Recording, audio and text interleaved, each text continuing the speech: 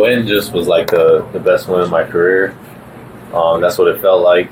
And then I think a lot of people thought we weren't going to get to the semis, but after we lost the game against Brazil, it felt like we should have won the whole tournament. So it still felt like a disappointment to us.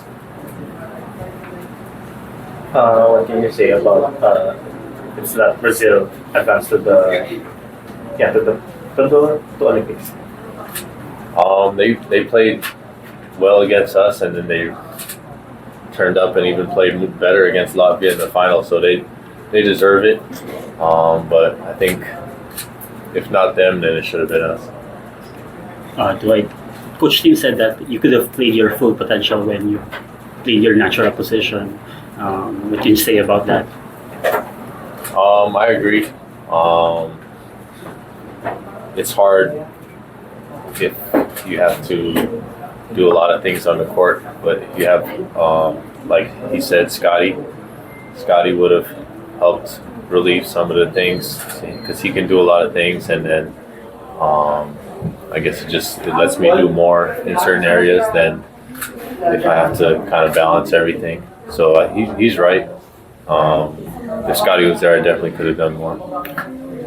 How does it feel to be part of the Philippine team that won over a European team in about 60 years? It's a big thing. Something to look back on for sure. But I hope there was more to it. I hope it could have been to the Olympics because it felt like it was just right there. I mean, for me, I was actually like, I thought people were going to be happier, but pretty much everybody was like, it's still a tournament, it's just one win. So everyone was happy that we won, but it wasn't as happy as I thought. So I think everyone was still thinking that we could win the tournament now. Dwight, perhaps, do you have any message to all the fans that supported you and Gilas Pilipinas, especially despite the fact that it was early in the morning here in the Philippines, and yet they are warmly supporting you there in Latvia? Yeah, I would just say thank you because, I mean, even we're playing far away, there's a lot of Filipinos in the stadium, and then, of course, everybody here is staying up watching late at night, so it just gives you extra motivation when we play. How bright is the future of Gilas Pilipinas after that stint at the OQT? Super bright. We still have a bunch of years until the World Cup, and we really only practiced for like 4 days before we left. So 4 days of practice, we still made it to the semis. I would just say I'm very determined. I always had a lot of setbacks, but I never let it stop me. So I just kept going forward, kept building, and then I got to where I am now.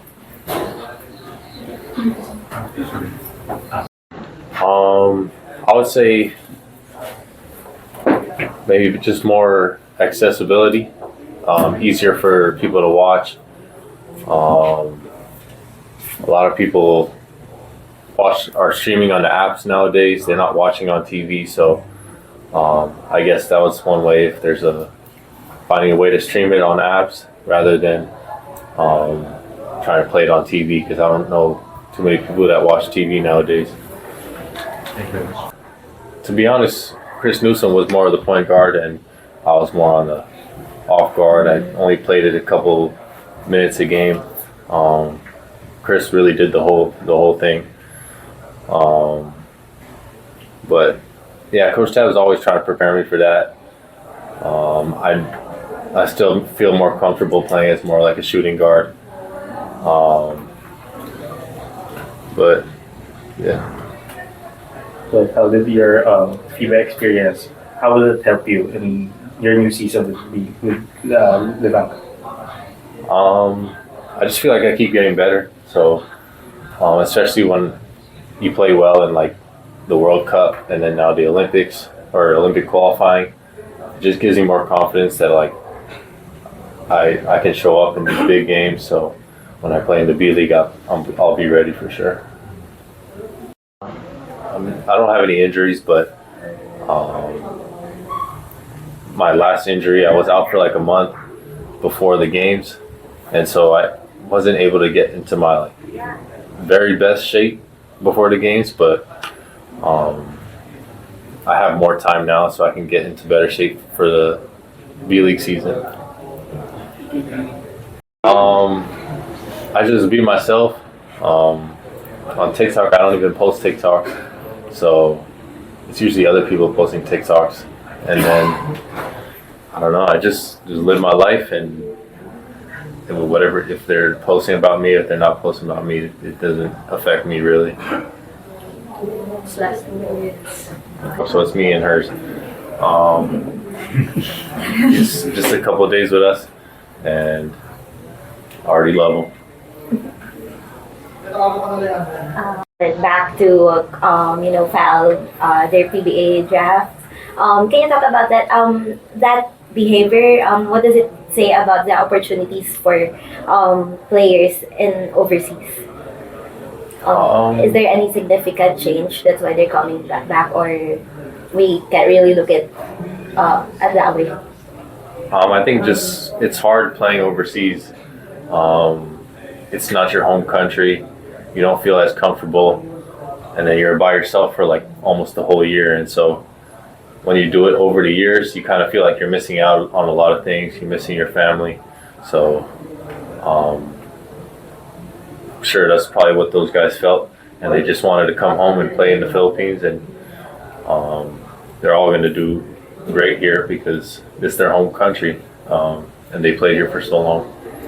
Do you see yourself playing in the PBA in the future? I think so, eventually. I don't know when, but